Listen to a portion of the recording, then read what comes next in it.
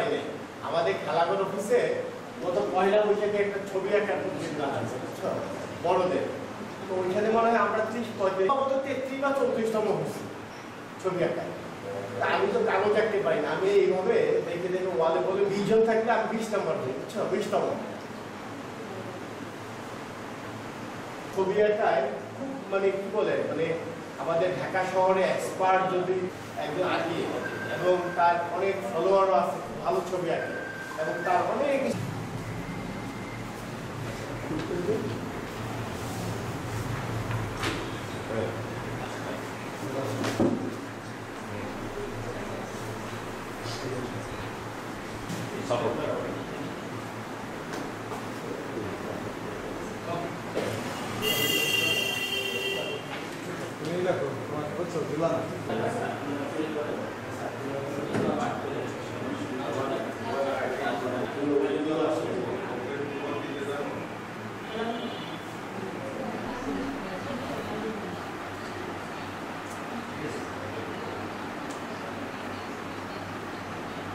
শুভেচ্ছা।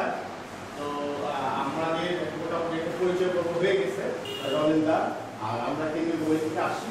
তো এটা পরিচয় পর্বে অনুষ্ঠান সম্পন্ন হয়। সম্মেলনে সারা দেশের খেলাঘর বন্ধুদের প্রধানস্থল অংশ গোলাম আব্বাস, জাহেদ সরোয়ার, সোহেল, রেদানুল হক, বিজন, সেন রায়, আবুল গিয়েছিলাম।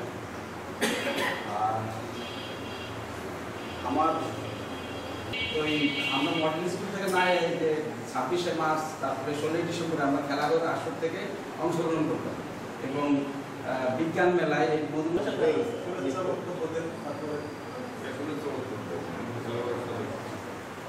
সহযোদ্ধা সভাপতি কেন্দ্র থেকে খেলাঘরের প্রতিনিধিবৃন্দ, এই সংগঠনটি ব্যক্তিগতভাবে জড়িত। প্রথমে 70-এর দশকে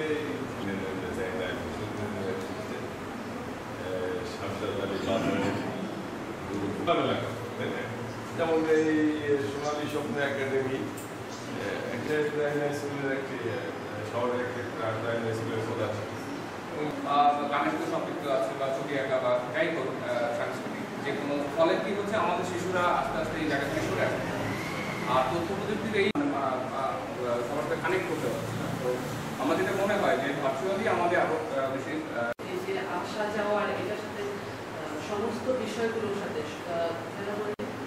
করা বেশি জরুরি। তাতে করে হবে কি এই যে প্রতিবন্ধকতাগুলো বাচ্চা খেলাধুলার মূল উদ্দেশ্য যেখানে আমি ছোটবেলা থেকেই খেলার সাথে বললাম যে কিন্তু আমরা এই সময়কে আর এই প্রযুক্তিকে অস্বীকার করে আবার বাঁচতেও পারতেছি না। জায়গা না, যেমন আমাদের মূল যে প্রবলেম, আপনি বিশেষ করে সরকারি যে আমরা শিশুকে এইভাবে যাত্রা চেষ্টা করি, এটা আরো আগে নিয়ে যাওয়ার সুযোগ সুবিধা আছে। অবসরের কাছে ততটাই না। ধন্যবাদ খেলাঘর কেন্দ্রীয় কমিটি আজকে এই সভায় উপস্থিত থেকে আমাদেরকে আরো আন্দোলিত করার জন্য। রবীন্দ্রনাথের কথা বলতে হয়, রবীন্দ্রনাথের কথা দিয়ে আমি আমার কথাগুলো শুরু করতে চাই। রবীন্দ্রনাথ বলে এবং বিজ্ঞানমনস্ক বাংলাদেশ গড়ার জন্য যা দরকার সেটি হচ্ছে খেলাঘর।